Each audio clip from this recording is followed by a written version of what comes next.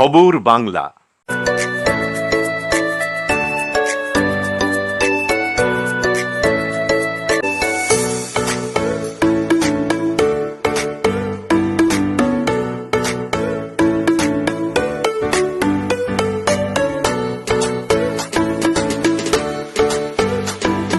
ভোজনালয়, Searsole Rajbari, Raniganj. Mobile number 9475505861। Gangasagar মেলার আগে উদ্বোধন হলো ডায়মন্ড হারবার কচুবেড়িয়া বিলাসবহুল ক্রুজ পরিষেবা, যার ফলে গঙ্গাসাগর যাওয়া অনেকটা সহজ হবে পুণ্যার্থীদের। অনেক আগেই শুরু হয়েছিল বিলাসবহুল ক্রুজ পরিষেবার ট্রায়াল রান। বুধবার থেকে ডায়মন্ড হারবার পুরসভা ও অসপ্রে ওয়াটারওয়েজ ইন্ডিয়া লিমিটেডের যৌথ উদ্যোগে এই পরিষেবার উদ্বোধন করা হয়। গঙ্গাসাগর মেলা উপলক্ষে সপ্তাহে 7 দিন এই ক্রুজ পরিষেবা পাওয়া যাবে ডায়মন্ড হারবার ফেরিঘাট থেকে। প্রতিদিন সকাল 9:30 ক্রুজ ডায়মন্ড হারবার থেকে কচুবেড়িয়ার উদ্দেশ্যে ছাড়বে।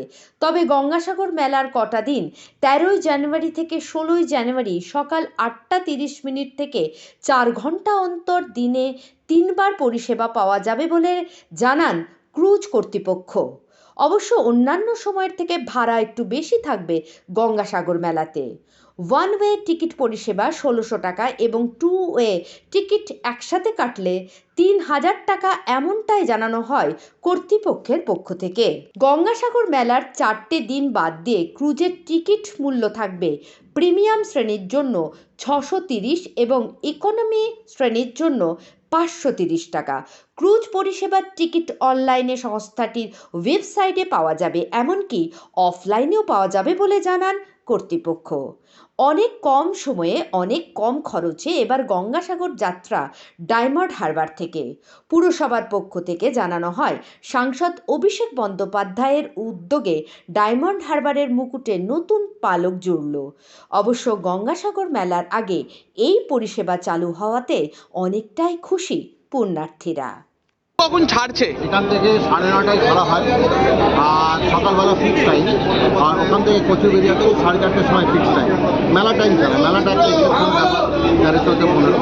বাকি সময় শুক্রবার, শনিবার, রোববার আমাদের জাহাজ ছাড়বে 8:30 সকাল 8:30। মেলা অনেক অ্যাকচুয়ালি তখন যেতে হতো লর্ড 8 থেকে হয়ে সাগর, তো সেটা আমাদের ডায়মন্ড হারবার থেকে এখন ওটা 2 ঘন্টায় পৌঁছে দিচ্ছে।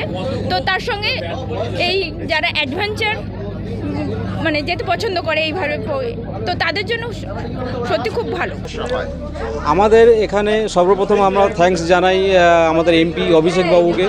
হ্যাঁ, অভিষেক দা আমাদের এটা চালু হওয়ার জন্য অনেক সাহায্য করেছেন, অনেক সম্পূর্ণ সহযোগিতায়, ওনার সহযোগিতায় আমাদের এটা চালু হয়েছে এখানে।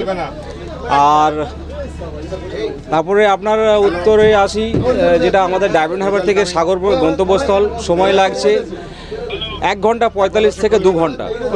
ডিপেন্ডস করছে আপনার কারেন্ট, টাইডের যে কারেন্ট আছে কতটা স্ট্রং কারেন্ট। ঠিক আছে, কারেন্ট বেশি স্ট্রং হলে সময়টা আমাদের 15 থেকে 20 মিনিট বেশি লেগে যায়। ঠিক আছে, আর স্পিড আমরা 30, আমাদের ম্যাক্সিমাম স্পিড ইজ 30 নটস, কিন্তু আমাদের একটা লিমিট করে দেওয়া হয়েছে 13 to 14 নটস আমরা যেতে পারবো।